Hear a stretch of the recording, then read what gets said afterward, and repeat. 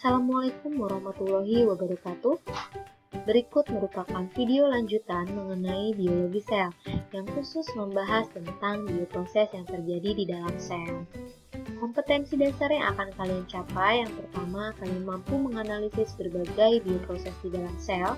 Yang berikutnya, kalian dapat membuat model tentang bioproses yang terjadi di dalam sel. Ada 3 bioproses pada sel yang akan kita bahas. Yang pertama adalah transport melalui membran, yang kedua pembelahan sel, dan yang terakhir adalah sintesa protein. Seperti yang sudah kita pelajari tentang membran sel, di mana membran sel ini memiliki fungsi untuk mengatur keluar masuknya zat. Pengaturan tersebut memungkinkan sel untuk memperoleh pH yang sesuai dan konsentrasi zat yang terkendali. Sel juga dapat memperoleh zat-zat yang dibutuhkan atau dapat membuang zat-zat yang tidak dibutuhkan oleh sel. Terdapat 2 macam transport. Yang pertama adalah transport pasif, di mana proses perpindahan zat atau molekul tanpa menggunakan energi sel. Ya, jadi perpindahan molekul tersebut terjadi secara spontan dari konsentrasi yang tinggi ke konsentrasi yang rendah. Kebalikannya, transport aktif berarti perpindahan molekul atau ion dengan menggunakan energi dari sel itu sendiri. Kenapa menggunakan energi? Karena perpindahannya melawan gradien konsentrasi dari konsentrasi yang rendah ke konsentrasi yang tinggi. Contoh dari transport pasif ada difusi terfasilitasi, ada osmosis. Sedangkan transport aktif ada eksositosis dan ada endositosis. Kita ingat kembali tentang struktur dari membran sel. Jadi membran sel itu tersusun dari bilayer fosfolipid, ada 2 lapisan lemak yang bergabung dengan fosfat, kemudian dilengkapi dengan protein, di mana ada protein perifer, ada protein integral, dan ada protein transmembran. Ya. Nah, lipid ini memiliki fungsi bagian kepalanya suka air dan bagian ekornya dia tidak suka air. Sehingga sifat dari membran sel itu semi-permeable. Ada zat yang bisa melewati membran tersebut dan ada zat yang tidak dapat melewati membran tersebut. Zat yang dapat melewati membran tersebut adalah zat-zat yang sederhana. Artinya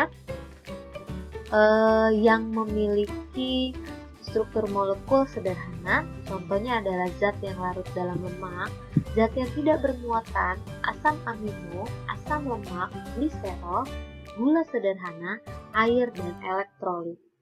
Kemudian, zat yang tidak dapat melewati membran biasanya yang ukurannya besar atau makromolekul, seperti protein, karbohidrat, fatty, polisakarida, protein, dan zat yang mudah larut dalam air. Kemudian kita sama-sama memahami konsep tentang larutan, karena sifat dari membran plasma adalah mosaik cair. Larutan berarti terdiri dari zat terlarut, dan pelarut. Jadi ada 2 komponen, zat terlarut dan ada pelarut. Masing-masing memiliki energi. Kalau zat pelarut memiliki energi potensial kimia, pelarut ini memiliki energi potensial air. Berdasarkan konsentrasinya, konsentrasi itu adalah kerapatan selnya. Kerapatan molekulnya. Ya, kerapatan molekulnya. Berarti kalau air ini kerapatannya rendah, kan? Renggang. Tapi kalau zat terlarut, kerapatannya tuh tinggi, rapat. Nah, ada 3 macam. Ada isotonis, di mana larutan yang konsentrasi di luar dan di dalam sel sama. Hipertonis berarti larutan yang memiliki konsentrasi di luar sel lebih tinggi, berarti rapat dia. Berarti larutannya lebih kental. Berarti kalau hipertonis itu larutan di luar sel lebih kental dibandingkan dengan di dalam sel. Atau konsentrasi di luarnya lebih tinggi dibandingkan dengan di dalam sel. Hipotonis adalah larutan yang konsentrasi di luar sel lebih encer atau rendah, ya, dibanding dengan di dalam sel. Oke, kita langsung masuk ke proses difusi. Transport pasif nih, difusi. Artinya tanpa menggunakan energi sel, terjadi secara spontan, bisa dengan melalui membran atau tanpa membran. Oke, kalau misalnya tanpa membran, contohnya adalah ketika kalian menyemprotkan parfum. Jadi parfum yang ada di botol kalian itu konsentrasinya tinggi.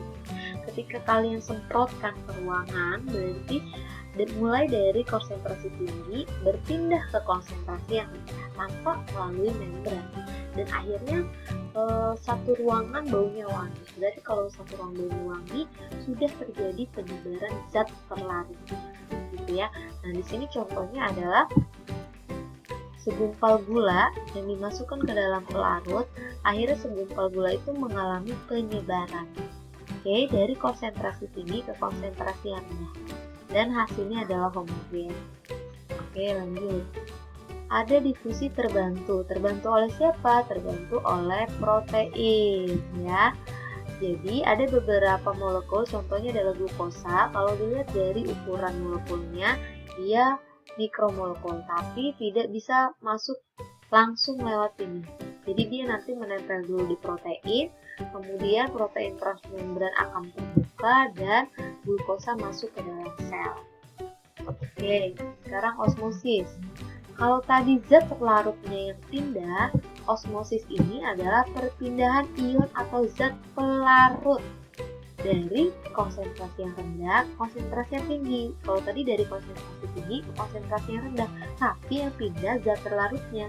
Kalau ini yang pindah adalah air. Contoh nih, ini ada dua larutan yang dibatasi oleh membran semipermeable. Larutan A di sini memiliki kerapatan yang renggang, berarti kerapatannya rendah, berarti larutannya encer, airnya banyak. Dia akan berpindah ke larutan yang memiliki kerapatan yang tinggi atau kental. Berarti karena osmosis yang pindah airnya, ya, makanya kenapa perpindahan air dari konsentrasi yang rendah ke konsentrasi yang tinggi. Oke, nah kalau seperti ini kondisinya udah seimbang. Kalau tadi difusi tidak ada perubahan jumlah airnya, karena apa? Karena yang menyebar adalah zat pelarut. Terkadang osmosis juga dapat membahayakan tubuh. Contoh, berikut adalah respons sel hewan terhadap kondisi larutan yang berbeda. Ini ada gambar sel darah merah. Jika dimasukkan ke dalam larutan di luar sel hipertonik, artinya sel darah merah itu berada di larutan yang kental, berarti kadar airnya lebih banyak di dalam sel. Maka air itu akan keluar dari dalam sel, sehingga si sel darah merahnya menjadi keriput, istilahnya namanya kainasi. Sebaliknya, ketika sel darah merah berada di larutan yang encer, berarti hipotonik, berarti air itu banyak di luar, otomatis pelarut itu akan masuk ke dalam sel darah merah dan lama-kelamaan sel darah merahnya akan pecah atau istilahnya namanya lysis. Kita lihat bagaimana respons sel tumbuhan terhadap kondisi larutan yang berbeda. Karena kita tahu sel tumbuhan itu memiliki struktur namanya dinding sel. Ya, jika sel tumbuhan dimasukkan atau direndam ke dalam larutan yang sifatnya hipertonik atau memiliki kerapatan yang tinggi atau larutannya kental, berarti nanti air akan berpindah dari dalam sel keluar sel. Nah, proses tersebut namanya plasmolisis. Robeknya membran plasma sehingga air di dalam sel keluar. Kebalikannya, jika sel tumbuhan dimasukkan ke dalam larutan hipotonik atau encer atau kerapatannya rendah, berarti nanti air akan masuk ke dalam sel. Namun di sel tumbuhan, sel itu tidak langsung lysis. Kenapa? Karena tertahan oleh dinding sel. Kita tahu dinding sel itu ada tekanan turgor, jadi dia akan tertahan. Jadi untuk sel tumbuhan akan sulit sel itu lysis, gitu ya. Istilahnya namanya turgor. Nah, kalau di isotonik itu kondisi normal, namun terjadi perbedaan tekstur saja. Teksturnya menjadi lebih lembek atau istilahnya flaccid. Berikut transfer aktif, yaitu kebalikan dari transport pasif. Jadi kalau transfer aktif ini membutuhkan energi sel. Karena apa? Karena melawan gradien konsentrasi. Perpindahan molekul terjadi dari konsentrasi yang rendah ke konsentrasi yang tinggi. Contohnya adalah ketika suatu sel memasukkan makromolekul dari luar ke dalam atau sebaliknya mengeluarkan makromolekul dari dalam keluar sel. Semuanya itu membutuhkan energi sel. Yang berikutnya ada pompa natrium dan kalium. Jadi seperti yang kita telah ketahui bersama, kalium itu dibutuhkan oleh sel syaraf, ya, sangat dibutuhkan oleh sel syaraf. Namun, kondisi konsentrasi kalium di dalam itu tinggi. Di dalam ini tinggi, tapi kita harus tetap memasukkan kalium ke dalam sel, sehingga nanti ada proses menarik kalium dan akan mengeluarkan natrium, di mana konsentrasi natrium di dalam sel itu rendah tapi di luar tinggi. Nah, pada saat protein ini membuka, pastinya nanti ada suatu reaksi tarik dan mendorong. Oleh karena itu, membutuhkan energi sel. Setiap natrium yang dikeluarkan, 3 natrium yang dikeluarkan dengan bantuan ATP akan dapat memasukkan 2 kalium. Selanjutnya ada reproduksi sel. Sel dikatakan bereproduksi ketika sel itu membelah. Membelah secara sederhana atau tanpa proses dan membelah dengan proses. Ini lebih lanjut kalian pelajari di kelas 12. Jadi bisa saya skip aja ya. Berikutnya ada sintesis protein yang kita familiar kenal dengan istilah kode genetik. Jadi kode genetik itu adalah protein. Dengan kode tersebut seluruh sistem organ dapat berjalan. Jadi kalau ada organ tapi nggak ada kode genetiknya, ya dia nggak akan bisa melakukan fungsi sebagaimana mestinya. Terdapat 3 tahapan untuk mendapatkan kode genetik. Yang pertama ada replicate DNA. Jadi replikasi DNA ini terjadi di nukleus. Setelah DNA ini direplicate, DNA ini akan dirubah menjadi RNA yang jenisnya adalah mRNA. Nah, mRNA ini akan membawa pesan yang nanti harus ditranslate ke dalam bentuk protein. Makanya nama istilahnya sintesa protein. Jika sudah terjadi protein, nah ini adalah rantai polipeptida nih. Rantai asam amino, inilah namanya kode genetik. Sehingga semua organ bisa berjalan sebagaimana mestinya. Nanti akan lebih lanjut dibahas ketika kalian sudah kelas 12. Jadi fokus di kelas 11 hanya tempatnya terjadi di mana. Jadi kalau replikasi di nukleus, transkripsi di nukleus, translasi di ribosom.